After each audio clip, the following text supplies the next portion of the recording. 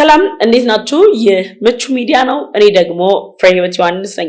ምቹ ሚዲያ ለእናንተ ለአድማጭ ተመልካቾቻችን በሀገራችን ኢትዮጵያ እንዲሁም ደግሞ በአፍሪካ ቀንድ ላይ እየተከናወኑ ያሉ ጉዳዮች ላይ የተለያዩ ሰፊ የሆኑ ሀተታዎችን ያቀርብላችኋል።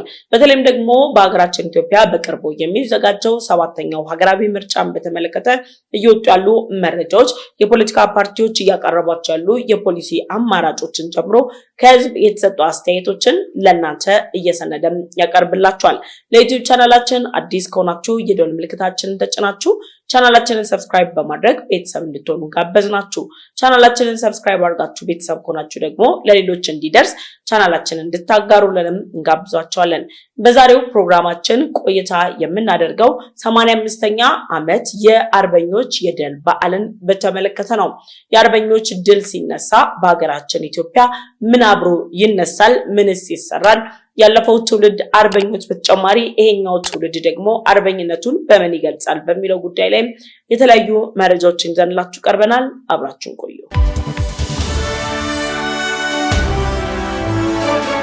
ለመላው አፍሪካውያን ነፃነት የሉዓላዊ ሀገርነት ማረጋገጫ የሆነችው ኢትዮጵያ የአድዋ ድልን በድል ካጠናቀቀች ከ40 ዓመታት በኋላ ዳግም የጣሊያን መንግስት ኢትዮጵያ ላይ ወረራ ለማድረግ የተለያዩ ጥረቶችን ሲያደርግ ቆይቷል። ታዲያ ኢትዮጵያ ባለፉት በነበሯቸው 40 ዓመታት ጊዜዎች ውስጥ ራሷን ስታዘጋጅ የነበረችበት ሁኔታ ጣሊያን በኢትዮጵያ ላይ ተስፋ እንዳይቆርጥም አድርጎታል። ጣሊያን ከ40 ዓመት በኋላ ኢትዮጵያ ላይ ወረራ ለመፈጸም ዳግም ወደ ኢትዮጵያ ሲመጣ ታዲያ ካሰለፋቸው የጦር ሰራዊቶች ከታጠቃቸው የጦር መሳሪያዎች በተጨማሪ ኢትዮጵያን አሳልፈው የሚሰጡ የኢትዮጵያን የጦር ሚስጥር ለሌላ ሀገር የሚያሳልፉ ውስጣዊ ባንዳዎችን ጭምር ይጠቀምም ነበር። በተለያዩ የዓለማችን ክፍሎች በሚገኙ አሁናዊ ሁኔታዎች ላይ በሀገራት የሚፈጠሩ ጦርነቶች በቀጥታ ከሚታጠቅ የጦር ሰራዊት እንዲሁም ደግሞ በጦርነቱ ላይ በቀጥታ ከሚታሰፈው አካል በተጨማሪ ባንዳዎች ትልቁን ድርሻ ይወስዳሉ። ኢትዮጵያ በገጠመችባቸው ጦርነቶች በሙሉ አስቸጋሪ እንዲሁም ደግሞ ፈታኝ ሁኔታዎች የገጠሟትም በውስጥ ባንዳዎች አማካኝነት ነው።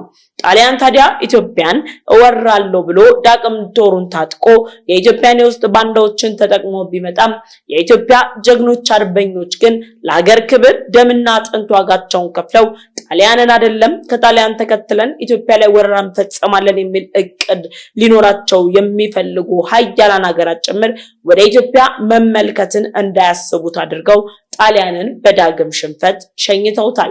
እነዚህ ጀግኖች አባቶች ዛሬ ላይ ሲዘከሩ 85ኛ ዓመት የአርበኞች የድል መታሰቢያ በዓል ላይ ደርሰናል። መላው ኢትዮጵያውያን እንኳን ለ85ኛው የአርበኞች የድል በዓል በሰላም አደረሳችሁ አደረሰን።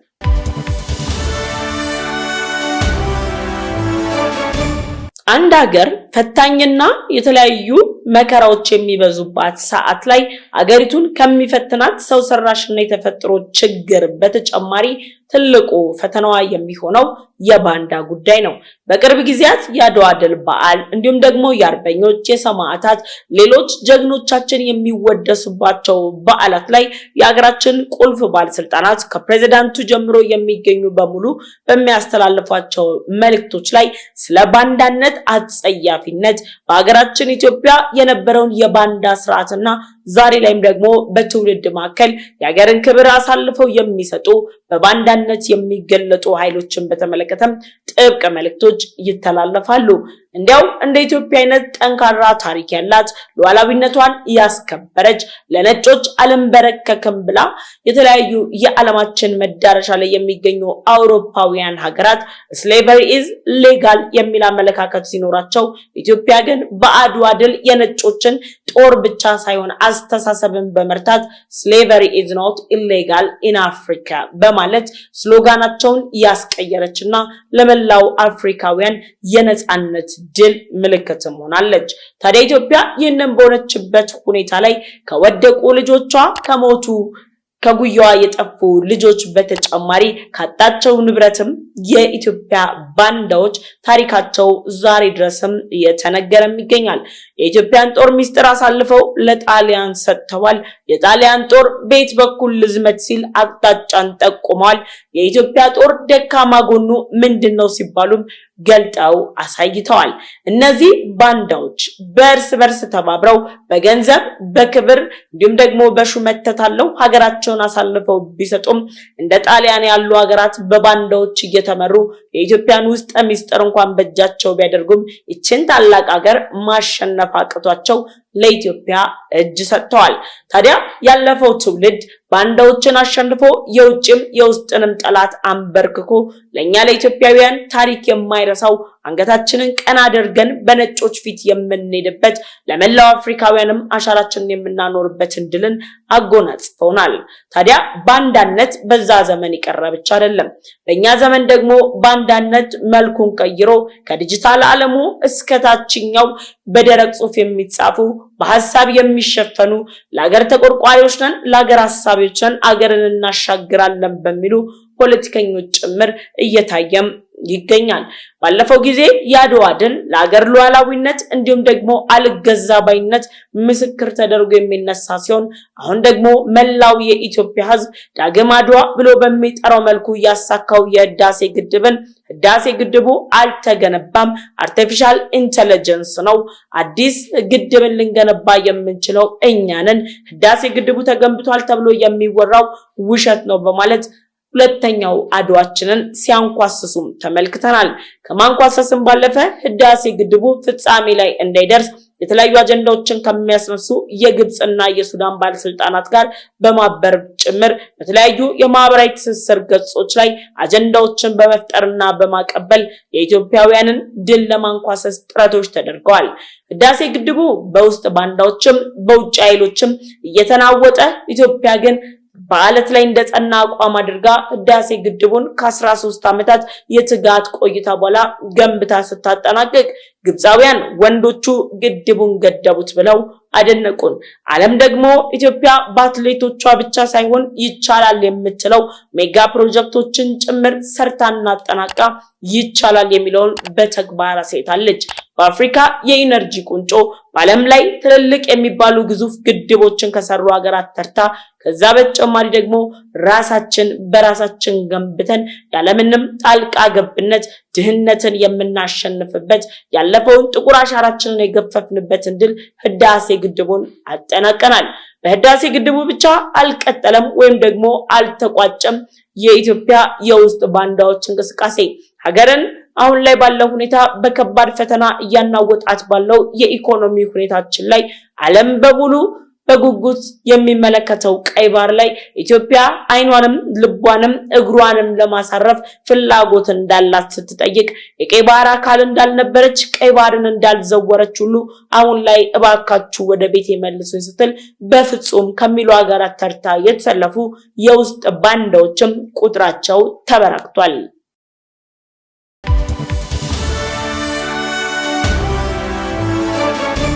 በኢትዮጵያ ኢኮኖሚ በፖለቲካ ሁኔታው እንዲሁም ደግሞ በዲፕሎማሲው ላይ መሰረት የሆነው የቀይ ባህር ጥያቄ ላይ በውጭ ያሉ ኃይሎች እንደ ግብጽና እንደ ኤርትራ እንደ ሱዳን ያሉ አካላት ኢትዮጵያ በፍጹም ወደ ቀይ ባህር አትጠጋም እያሉ ባሉበት በዚህ ወቅት ላይ የሀገር ውስጥ ባንዳዎች ደግሞ አረ ገዢው መንግስት ይህን አጀንዳ ያነሳው ለፖለቲካ ሐሳቡ ወይም ደግሞ የምርጫ ካርድና ድምጽን ለማግኘት ነው፣ አሁን ወቅቱ አይደለም ይላሉ።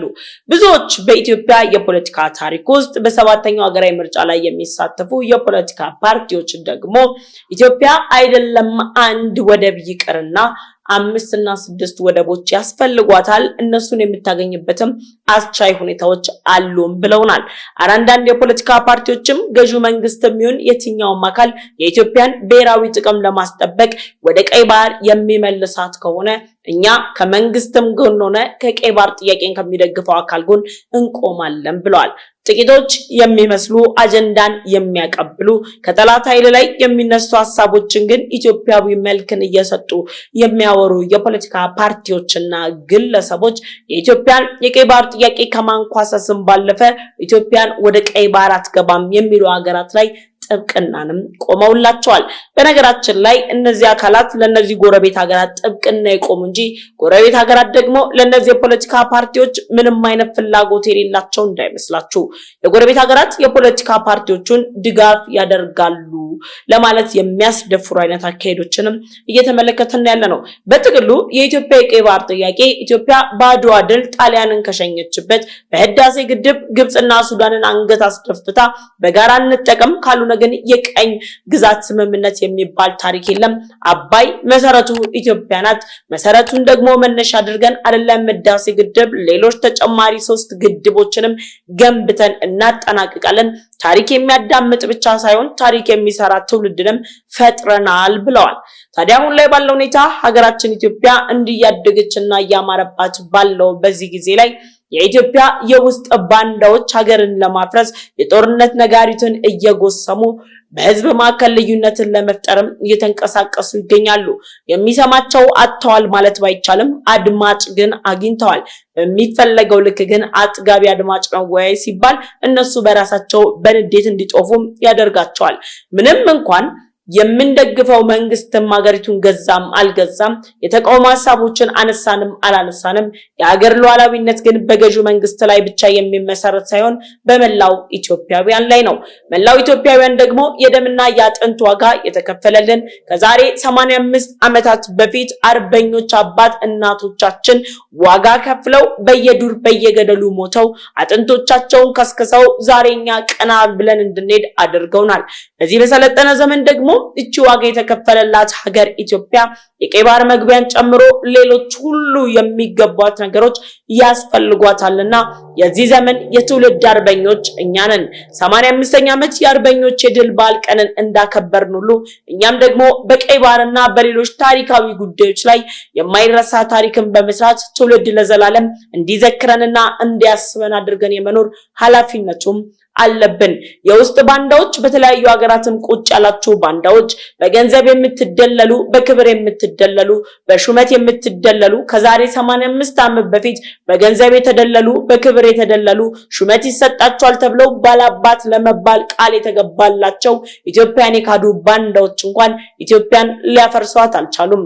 ዛሬ እናንተም ሀገር ላይ ክደት ፈጸማችሁ ባንዳው ናችሁ ኢትዮጵያን ለማፍረስ ብትሰሩም ኢትዮጵያን አታፈርሷትም። ነገር ግን ኢትዮጵያን ለማፍረስ በመታረጉት ጥረት ላይ እጅግ ብዙ የሚባሉ ወጣቶች የሥራ ዕድሎቻቸው ተዘግቶባቸው ከጦርነት ጠመንጃን መርጠው እንዲሁም ደግሞ ሰላምን እየሸሹ እንዲሄዱም ታደርጓቸዋላችሁ። ሰላም እጅግ አስፈላጊና መሰረታዊ ነገር ነው። ሰላምን ለማምጣት ደግሞ ትናንት ዋጋ የከፈሉ አርበኞችን ማሰብ ብቻ በቂ ነው። የሀገር ውስጥ ባንዳዎች አገር ከማፍረስ አገር ከማጥፋት ይልቅ አገር መገንባት ላይ አተኩራችሁ መቼም ቢሆን የማትተዋችሁ እንደ እናት እቅፍ አቅፋ የምትይዝ ሀገራችሁ ኢትዮጵያን እንድታገለግሉ የምቹ ሚዲያ ጥሪ ነው። ባንዳነት በመንግስት አካላት ብቻ ሳይሆን መላው ኢትዮጵያውያን ልንቃወመው የሚገባ እጅግ ትልቅም ጉዳይ ነው።